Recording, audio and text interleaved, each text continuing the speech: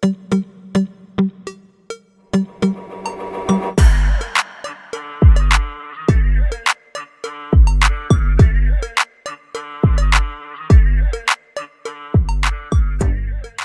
guys, welcome back to SFM Chronicles. My name is Eddie Ramutale and today we are at the Savage Beauty Season 2 premiere. I'm so excited to be speaking to some of the filmmakers, some of the cast and some of the guests that's going to be joining us. 2 years ago, we were here for the Season 1 premiere and now we are back again for Season 2, showing growth, and it was actually one of our first premieres as SFM Chronicles. So I'm very excited for today. It's because finally everybody's about to see what we've worked so hard on, finally. Nobody will be asking me when is season 2 coming, but nervous also because of what happens. There's a lot that happens in season 2, guys. Yeah. A lot. And if I am nervous now, I can just imagine how when you guys watch it, you're going to feel. How has your character evolved since season 1 of Savage Beauty? It's been set up. It's been established already in season 1. You must remember that the last episode, well, not even the last episode, the last image of season 1 is Don Bengu in the boot of a car. And he's alone. And you can actually wonder, what is it that he's going to do when he steps out of that boot? He's going to be rage personified. And chances are, in fact, all hell will break loose because he's a very strong man. I don't think he likes the position that he finds himself in at the end of season 1. Pila Bengu, man. I've grown very close to Pila Bengu. A lot of similarities, a lot of differences, but at the end of the day, I've come to understand that Pila Bengu is who we all are, Between season 1 and season 2, he has figured out how much of his life he's lived for other people. And I think at some point in our lives as human beings, we all sort of go through that phase. And in season 2, he starts to ask himself really tough questions as to what he's doing with his life and why and for who. And he needs to figure out what he's doing for himself and what he's doing for other people. And yeah, man, I think that's a development that we all go through. And I think that's something that the audience members are going to relate to and fall in love with. My character has evolved a lot since season 1. I think season 1, the viewers only got to see a glimpse of Thando and not really much of her background and where she comes from and the reason why she made the choices that she made to get married to Don. We call him Papa Bengu. And yeah, I think season 2, we will go more into that. People will understand and probably, hopefully, sympathize with her even more than they did in season 1. Yeah. So my first day was quite full on. I had the wonderful honor of being able to see Nthati Moshesh and Tony Khoroge in a scene together. And I thought, oh my God, this is amazing. This is magic in front of my eyes. And I remember that feeling of my first day of watching 2 great people work, but also then seeing the amazing machine that Netflix and Quizzical sort of have created through Savage, and seeing just how impressive our crew was, our amazing costumes, like just everything was okay, wow. And that was like my first impression, my first day on the job, and it just filled me with so much happiness and joy that this is my dream and I get to do this every day. I definitely felt the pressure. I mean, it did well all over the world, right? And everyone was just so powerful and strong. And I've been doing this a long time, but every time you step on a new set, there's still those first day jitters of like, am I going to prove myself? I'm going to step up to the plate. And everyone just made me feel so welcome. And I had fun. More than anything, I had fun. You don't often get to play on such a crazy set because this cast, the story is beyond normal. The melodrama is beyond. The insanity is beyond.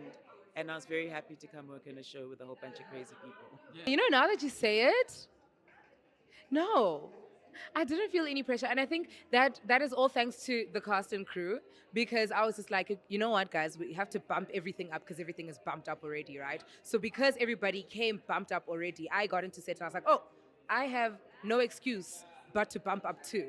And not because of the pressure of how season 1 went, but because of how everything has been written for season 2, how it was shot for season 2, the stunts for season 2. So I didn't focus on what will people say, what will people think.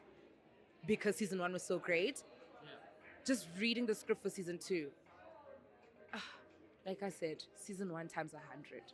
Any particular memorable moments on set of shooting season 2? And I was lucky to be on your set for season 2, and I got to witness a few of the scenes, which is very fascinating. But for you, is there anyone that really stands out for you? You know, it's actually it's a difficult one with a production like Savage Beauty. And especially when you have to work with such a beautiful cast, like strong in their own different ways, and like different like, you know, chemistry, you know, different connections and everything like that. But I will tell you one thing, playing with Nthati Moshesh, my word, that woman is just such a queen, man. You know, she's a powerhouse, and I take a lot from her. You know, I trust her a lot, you know. And season 2, we played a lot than we did in season 1. Yeah. So yeah, like all of the scenes that I shot with Nthati were just like memorable. I realized also where we were going with season 2. You know, to work alongside people like Nthati Moshesh and Dumisani Mbebe, I was like, okay, these are legends that I grew up watching on my television. And to work alongside these people was an honor, but it also meant that I had to bring my A game every day. I was definitely happy to take a leading role in this season. I hope that I delivered. I did my best every day on set, so I hope the audience members are happy with what I did with that huge responsibility. Season 2 I always describe as elevation, right? And it was exactly that to the T. You know, everything leveled up. Performances, wardrobe, makeup, the art, the production quality, the cinematography, the design, everything literally, and everyone brought it. I think for me, that's more so what I'm really, really excited about for season 2. And people are going to see that. And then the story, unpredictable to the T. You're going to have to catch your breath every single time, yeah. I really wanted to represent that community in the best way possible. I think with the Nambitha and myself, you know, we had conversations about how we want to play it as authentically as possible, so that people don't see it as, you know, it's two women in love. I would rather, we wanted the viewers to see it's just two lovers, and who are just in love, just two human beings who are just in love. And, you know, so far, you know, with the reception that we got from season 1, it was really good how people saw that we held that well, and we played that well. Yeah. It is unbelievable that I have this privilege and the honor and blessing that I get to work with these guys. I mean, Dumisani Mbebe, I mean, for me, he's like one of the GOATs. I got to work with Nthati, I got to work with Jesse, I got to work with Rosemary. I mean, these people are all people that I'm inspired to get to, and now I'm getting to work with them. And the story is just, I mean, you know, from season 1 going into season 2, being a part of that, it's transcendent.